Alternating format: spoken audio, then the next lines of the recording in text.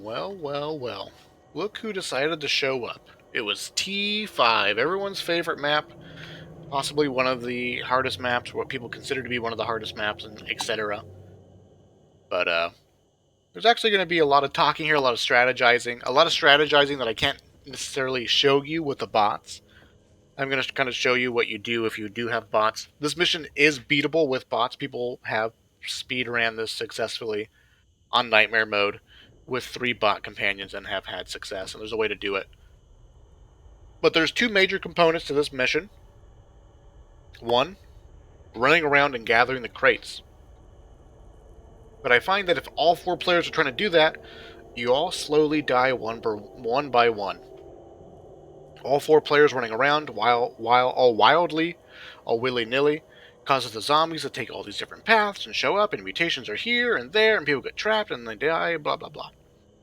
Right? The best way to play T5 is you have 1 or 2 players running the crates, 1 or 2 players holding off on the main staircase, and I'll sort of example that, right? But essentially here, people like wire. I think a little bit of wire is quite nice. We can take advantage of some wire. I'll show you some wire spots that you can do, right? There's pretty much always copper and money and stuff up here as well, so be sure to, when you're in the safe room, buy all your loot, buy all your grenades, all that stuff, right? Copper on that table over there a lot of the times. And then once you're spent all your money, you can run out here, grab some more copper, and then buy some more stuff. Ideally, I would recommend, you really do just want your pain pills, your grenades, and stuff like that first. I would prioritize those first, and then spend whatever's left over on some extra wire. One thing that's important to note here is that T5 is the last mission of a checkpoint, right? Once we beat this, we can start at the next checkpoint. So if you're really, really desperate, you're worried, you're scared about beating T5, spend all your money. Just spend it all. Because if you get to a friend's in need, if you beat this mission, and you get to the next mission, and now you're poor, you're broke, right? You don't have any money left over. You might end up dying, but who cares? You're at the next. You did it. You're at the checkpoint, right? Yeah. The second half of Act 3, I think, is way, way, way, way easier than these first 5 missions. By like a huge amount. Huge amount. One thing that I didn't show off here, that I did in the background because I don't want hopefully any character dialogue to speak over me, but I'm running my Act 3 solo deck here, just to sort of get a little bit of demonstration. And when you're getting to T5, basically, if you're building your deck up to T5, as we should always be doing, we should always be building our deck to some sort of finale. Here, a little bit of communication with your teammates would be nice. Who's holding the staircase? Who's running? Right? That's super important. So here, I end up choosing Fire in the Hole as a card for this map because we're going to be running, and now with 4 grenades, I have an extra 80 points of health, and etc. Plus a movement speed bonus. Now, before I jump down, as we all know, T5 triggers when all players have jumped down. So typically 1 player will stay up here. The other 3 players will set the house up. And so before I jump down, I need to explain some things because I'm playing with bots. So I'm going to be on a very tight time limit to not only demonstrate how to set up the house, but then to actually set up all the wire and things like that, and then be inside the door when Roger opens it. You know what I mean? So, 1, we do want to wire up a little bit in front of the doorway, right? A little bit in front of the doorway. The doorway and right in front of the staircase are those key points right there. Just because the point of the wire is to make dealing with these zombies free. Make dealing with the zombies totally free when you have good wire on the stairs. Because then they can't run and get you. They're super duper slow. So 1 player can line up easy headshots, conserve his ammo, not a problem. Also, 2, wire will slow down all the stingers and the reekers. And that's really, really, really nice because you don't want those things pushing on you, threatening you, because you might feel tempted to throw a grenade. We need to save our grenades for tall boys 100% of the time. One potential strategy that we've seen work is that you have 2 players on the staircase, 1 player running, and you have a sniper or damage dealer player chilling on the balcony, chilling on the rooftop. And he's just killing mutations that are showing up. And if he's got a good deck and a good aim, you can typically kill tall boys before they actually make it into the house, or get them so low that when they do make it into the house, people on the stairs can just shoot it with their bullets. They only really need to save their grenades for like those oh crap moments where the sniper goes, hey, there's a tall boy coming in. I couldn't get him. He's totally fresh. Right? But either way, we're setting up a little bit of wire by the doorway and in front of the staircase. If we have extra wire to spare, a nice luxury is this staircase right here. That's the most key component. Because we're going to be running a route where we need to run off the bridge, onto those boxes right there, into the truck, on top of the truck, and then we jump off to there, and then back inside the house. And having zombies that are on their way in be like really slowed and we can zigzag our way into the house. That's sort of a nice luxury to have. So that's the wire, that's the player setup, right? The other thing that we can do is that there's doors that we can see, and we can shoot them and break those doors before we get inside. Potentially saving a lot of time, making things really, really convenient. So we also want to shoot doors. So we want to set up wire, shoot some doors, open crates. Something there. We want to pile as much crap as we can by the front door, because when we open up the door, the runner, he will go wherever he chooses to go as far as gathering the first bit of crates. I'll show the path that I like. The other players are setting up wire and piggybacking as many supplies as they can onto the staircase plateau, onto the staircase landing in the middle. Things like that. So let's do it. So I am going to guess that's mine. Grab some wire. Oh, it took some damage. Beware of that. Right? So we got some blah blah blah. The general can set up I should be expecting you. Like this, whatever. You're just in We got crappy wire. Feels I bad. think you're going to like this. Time is of the essence, right? And we can do some wire like this. I'm not really going to be wiring the staircase just because I'm playing with bots. There's no one going to be holding on the staircase. It's reactive. Just know that when you're on the staircase inside, you want the wire going lengthwise, right? You want the wire going lengthwise up the staircase. Because if the wire is going lengthwise up the center, then you can get more distance out of one wire. Now we go in here and we ping. See that door? Break that door. Over there. You can ping some more, right? Sort of get used to where the doors are. In recruit mode, you can see the doors. Not again. The most important door, Just a teeny suggestion. if I said that loud, the most important door was that first door that we shot there, because that's the door that goes underneath the staircase. This well has run dry. Underneath the staircase, in the basement. And then there's a door right here that we can just barely clip the edge of. I'm not gonna demonstrate. I got the hit marker. I proved it. I personally, when I have teammates holding out on the staircase, I like to go to the basement first. So we shot this door out right here, and if the door's over here as well, we can shoot both of them out from that window. The second door we shot is here, which again, a box can spawn here. I'm not going to talk too much about exactly where the boxes spawn, just because I don't know exactly all of them, but like a box can spawn here, I think, and here. A box can spawn right here, right there, on that chair, pretty sure right there, on that table right there, and I'm pretty sure right there in that shelving.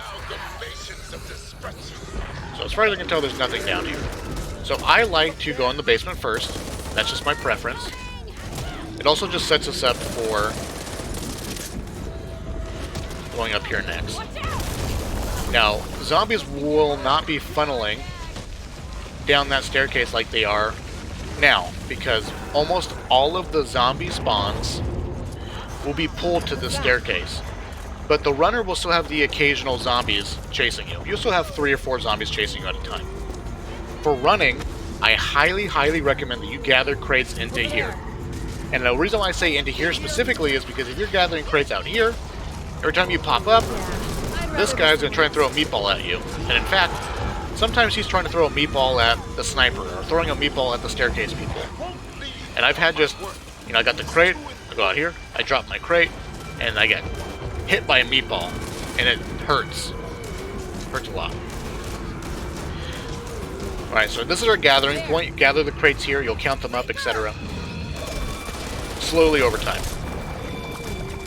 The super duper important route that the runner has to take in order for the zombie spawns to work, I believe, is this back staircase. Now, there are quite a bit of boxes in the basement a lot of times in nightmare mode, right? So sometimes you can be out here, right? Your 2 or 3 teammates are out here. They're doing their thing.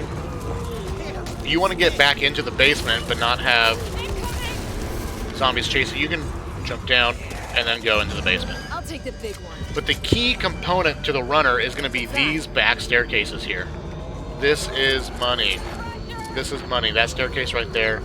You will be taking it almost all the time when you're going back up. Nothing I've ever seen. Except for when you're doing the crate part. So as we're gathering the crates, we're taking that back staircase. When we're dropping the crates off and running through the front door, we'll be running up this main staircase with our teammates. It's on. One thing that I can't really demonstrate or show here because we don't have teammates on the staircase. A fellow scientist. Oh my goodness. Somebody just followed me while I'm recording. Thank you, Wild Savager, for invading my YouTube video without realizing.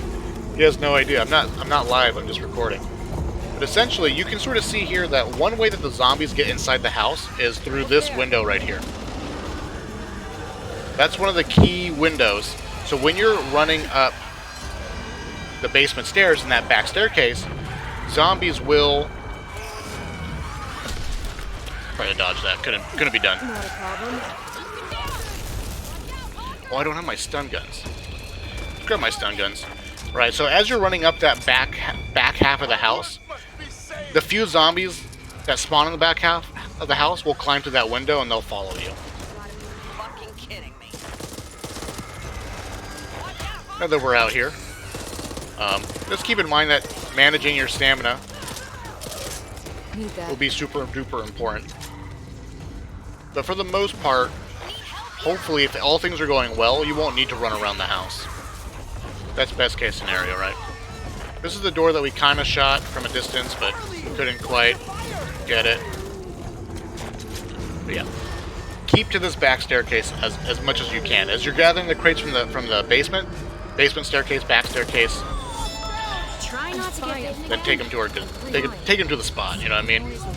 We're looking for one more crate here. One super duper important thing that I want to note: this door is locked. This door is locked, and you can tell visually because of that right there. This little bolt lock right here. I don't know what the hell it's called.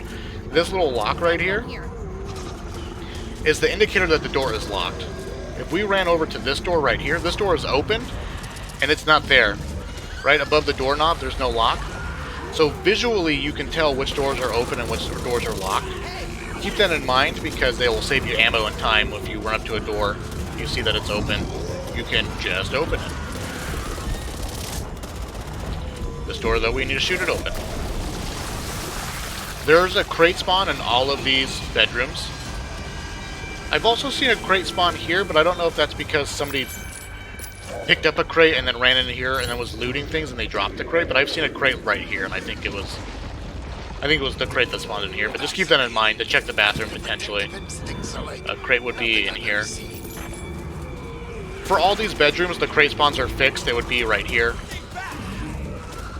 Right here, I'm pretty sure. I can't really recall exactly where they all are. So it looks like our last crate is on the main floor. Running the main floor is actually the most dangerous part of running. Just because all the zombies are climbing into the house on the main floor. Right? So, ends up being the most dangerous area.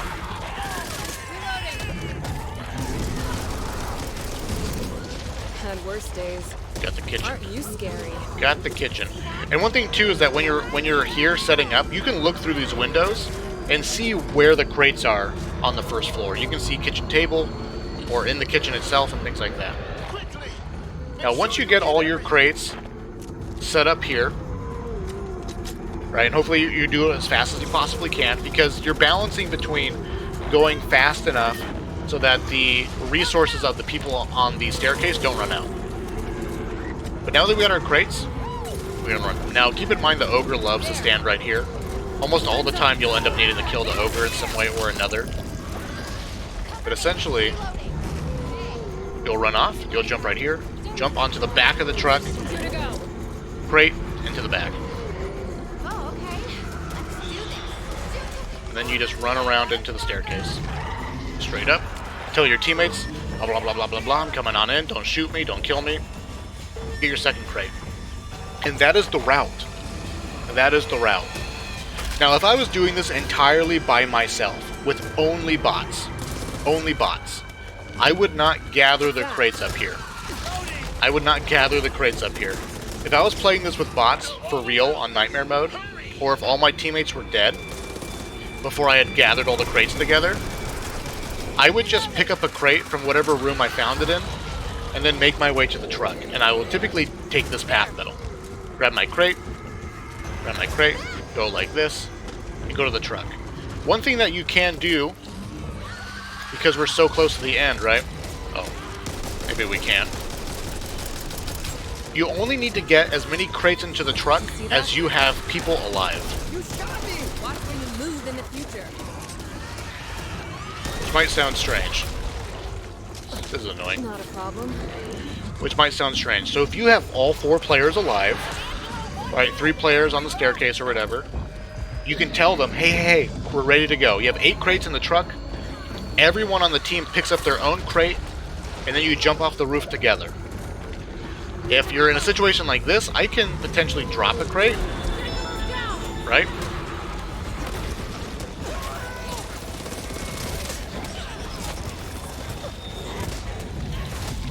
But not fall off the building. Don't fall off the building, right? But if you're in a situation like that, you can drop 1 crate off, the last 2. My work must be saved. One left. Can I get some help here? Where's my crate? Where's my last crate at?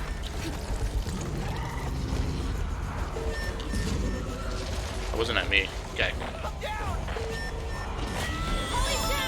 Just keep in mind that if you drop the crate off the roof, you might lose it, which is why I like gathering all the crates up there and just leaving them up there.